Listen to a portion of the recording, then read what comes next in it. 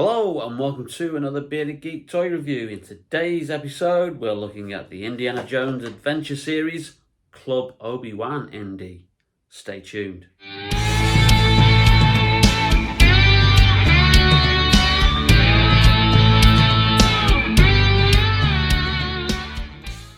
Welcome back to the channel, and in today's video we're looking at another Indiana Jones Adventure Series figure. Not many of these left to do.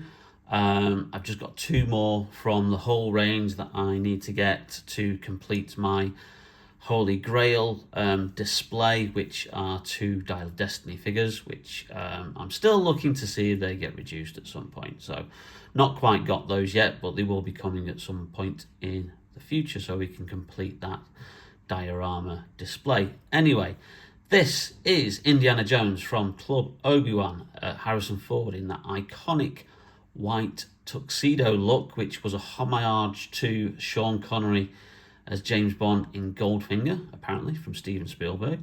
Yes, it is another Indiana Jones figure. It's the third one out of four figures from the Temple of Doom that are Indiana Jones.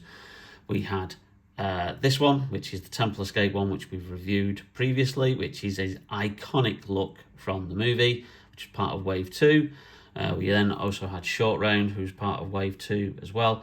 Then we had Possessed Indy, which was basically this version of Indy but without a shirt, as part of that wave. And then the other two figures were Dial of Destiny figures.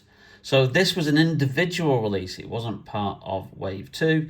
It was exclusive to Amazon and Target in the US, and then for UK, Europe, and the rest of the world, it was just available online. So, yeah, a bit of a weird decision. We've had four figures from Temple of Doom, three of them being Indiana Jones. No Mola Ram, no Willie Scott, no Fuggy Temple Guard. You know, we've talked about this previously. Check out my video about the Indiana Jones Adventure Series, What Went Wrong, as I discussed that in great detail about, you know, Disney cancelling the Mola Ram figure due to cultural sensitivities and that kind of stuff. So yeah, I don't think we'll get any more figures from this line. It's effectively defunct. It's nearly a year now. Last April 2023 was when we got the last announcement about any Indiana Jones series figures, which was the announcement of Wave 3, which covered The Last Crusade and Dial of Destiny as well. So yeah, there you go. Bit of a shame, but you know, it is what it is. So yeah, great image on the box there, that embossed image of Indy, the render of the figure with the logo. Nice artwork there of Harrison Ford on the side, him looking at the peacock's eye diamond, which ties into a young Indiana Jones series episode. Then on the back, obviously, we've got, again, you know, that nice kind of like glossy embossed image of Indy there, all the details of the accessories, and then on the side, because it wasn't part of a wave, they were just printing the Raiders of the Lost Ark Wave 1 figures on the side there. So that's enough about the packaging. Let's get this open and have a look at the figure.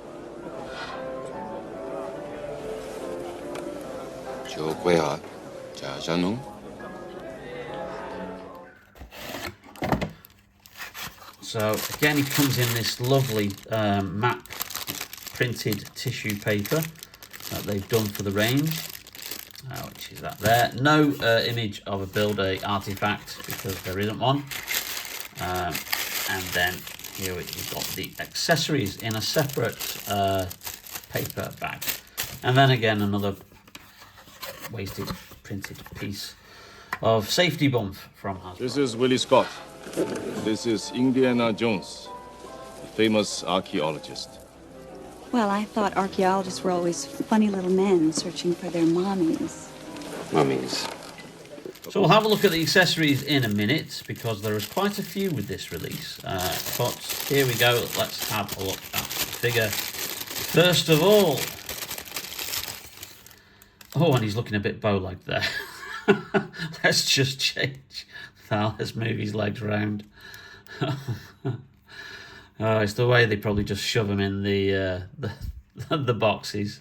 But wow, yeah, that is a very, very good likeness of Harrison Ford there. The eyes are a bit, the way they've been printed is a bit, yeah, there's a little bit funny about the eyes. I don't know what's going to happen if I do a bit of matte spray on that, but that is a very, very good likeness of actor Harrison Ford at his peak as Indiana Jones. Again, look at the detail on that tuxedo. Yes, it's another man in suit, but you know, we love this range. You've got the waistcoat underneath with the bow tie, the red carnation on there, and yeah, I don't know if it's coming up on camera a bit, but yeah, there is a kind of creaminess to the tuxedo jacket. However, I think that's how it is in the actual film itself. It's a little bit of an off-white colour.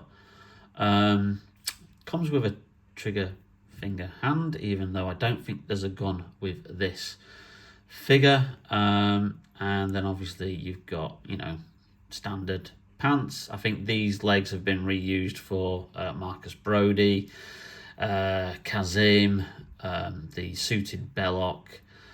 So we've, you know, there's a lot of probably reuse in these figures, but yeah, it's the same articulation as it's been on all the others. A little bit of a shame that you can see a little bit of a gap there through the joint of the shoulder. Not as noticeable on that side. But yeah, that is a really, really good figure. And, you know, one thing I will say, bar the first Raiders Indy, which was a little bit slightly off for me, the likenesses on the other Indiana Jones figures have been absolutely spot on. And yeah, you know, you've got that little scar there, you've got his distinct like look, the hair, and because we have Short Round came with a hat, does the hat fit on his head? No, it doesn't. Which is obviously why they came up with that solution for the Last Crusade figure, where they gave him an articulated hat, but if you took it off, he was bald underneath. So yeah, that's a bit of a shame that the hat doesn't fit on there. But I remember when they did the 3.75-inch range around the time of Kingdom of the Crystal Skull being released, the hats that did come off on the figures were quite oversized.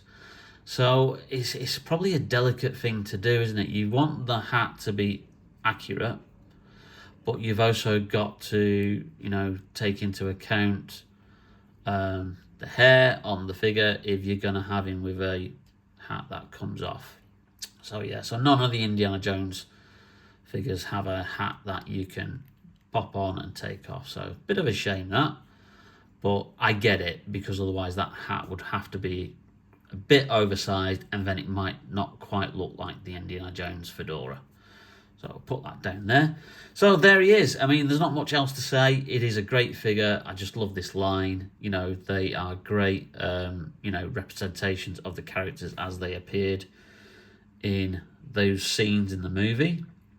Just an absolute shame that, you know, the representation of Temple of Doom, bar Kingdom of the Crystal Skull, which has no figures whatsoever. Kingdom of the Crystal Skull has no figures in the range whatsoever. Temple of Doom is probably the worst represented. Dial of Destiny had 4 figures, all main characters. Last Crusade, very well represented. Raiders of the Lost Ark, very well represented, but I don't know. Because of Disney overruling Hasbro on some decisions, it means that, yeah, with Temple of Doom, you didn't really get much. So, anyway, we'll put him just down there, because that's where he should stand. And let's have a look at these accessories, which, now is this sealed? Because sometimes they're sealed, sometimes they're not. I think this is sealed. Yeah, it is. So we're going to have to just slightly tear that. Oh no, I've wiped the value of the mint in the box figure. Okay, let's make sure we get them all out, because a few small accessories here, very, very small. So, first of all, we have the huge, I think, is that a scimitar sword? But just look at that, that's huge. This is the sword, I think that's wielded even, by the strong man who's in the kind of corner, who bangs the gong at the beginning of the film. It's a ceremonial piece. So, yeah, but it's good that we get that included. So that's the first accessory. Here he is. Listener Hachi's a real small guy. Then we've got Nuhachi. His remains in the jade kind of like urn, which is very, very well detailed, very accurate to how it's in the film. I love the kind of like the paint job on that. So yeah, there's Nuhachi's remains. So that's a cool little accessory there. The diamond, Lao. The deal was for the diamond.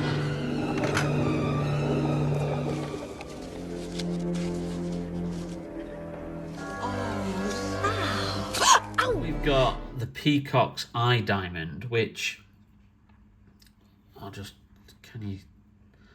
very, very small, very, very kind of like tiny. That's the kind of thing that's probably going to end up you losing if you're not careful. Now, that isn't referred to as the peacock's eye diamond in the actual film, but it was retconned for a young Indiana Jones series episode where the younger Indy, played by Sean Patrick Flannery,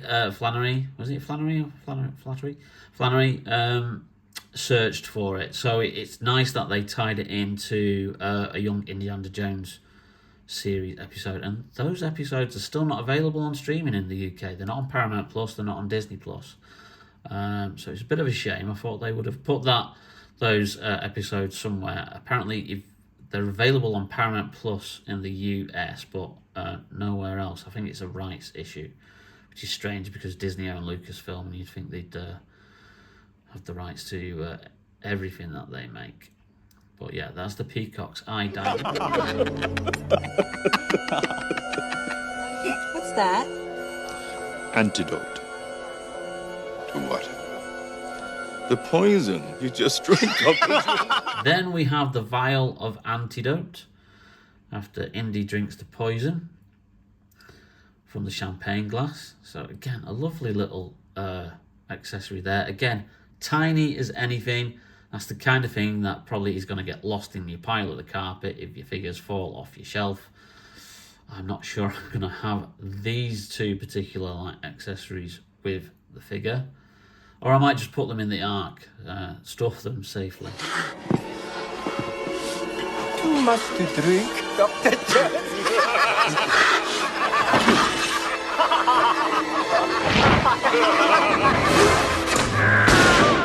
And finally, the best accessory, I think, is the flaming chickens on a skewer, which Indy, obviously, once he's been poisoned and betrayed by Lo Che and his sons, he picks up the chicken on the skewer and throws them, and it impales one of the sons. Or I don't think are they both his sons sat at the table, or is it just one of them?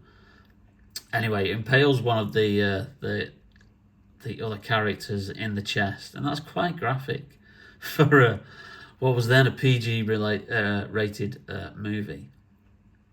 But yeah, I think it's absolutely brilliant that we've got some flaming chickens on a skewer for you to have Indy posed with.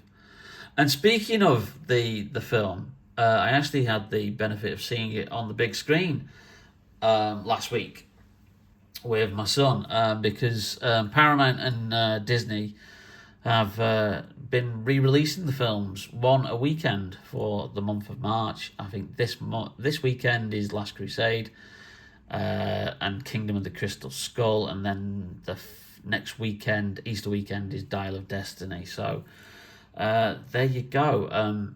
It was great to see it on the big screen because for reasons I won't go into, 1984 when it was released, it's the only indie film I didn't see on the big screen. So it was great to finally see it. So let's just see if we can put that in his... Oh yeah, look at that. You can get Indy throwing the the flaming chickens on a skewer. We could have him holding Naha cheese remains there. I think that's probably how I'm going to have it displayed because I think that's a really, really good look. Yeah, but it was great to see it on the big screen and uncut as well, because if you don't know the story, Spielberg himself cut it for the UK release because he, even in 1984, he thought he'd gone a little bit too far with the violence, mainly in the sacrifice scene with Mola Ram, where they strap the guy to the cage and lower him into the molten lava and rip his heart out. That was heavily edited in the UK when that was first released in 1984 and was not released uncut in the UK until 2008 when they did the Indy box set. Because then Indy and the Kingdom of the Crystal Skull was rated a 12A. Paramount then resubmitted the uncut version of Temple of Doom to the BBFC, and it got reclassified as a 12A, upgraded from a PG. So we finally got the uncut version, which is very near the knuckle for what was then, a family action movie, adventure movie. Well, then Raiders was quite near the knuckle with all the melting heads and all the rest of it, and the bullet shots and all that kind of stuff. So yeah, these films have always been a little bit on the edge, as it were. But yeah, there you go. Indiana Jones from the Club Obi-Wan, Indy. There he is. It's a great figure, and it is just a shame that this line is effectively ended, because there was so much potential. But like you say, that's Hasbro's decision, and I hope one day somebody else picks up the license and perhaps finishes the range off if Hasbro are not willing to do it. Well, I hope you enjoyed that video, and if you did, then please leave us a like. It really does help out the channel. And also, if you're not yet subscribed, hit that subscribe button and that notification bell to be notified whenever we upload any brand new videos. Loads more videos to come, but in the meantime, stay safe, take care, and we'll see you very, very soon on Bearded Geek Toy Reviews. Bye now.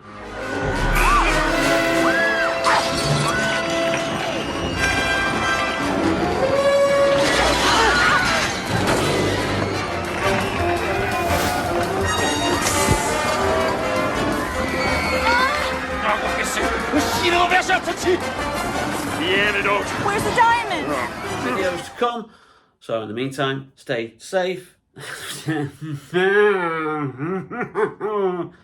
was doing so well. Flubbed it up. Take two. Anything goes.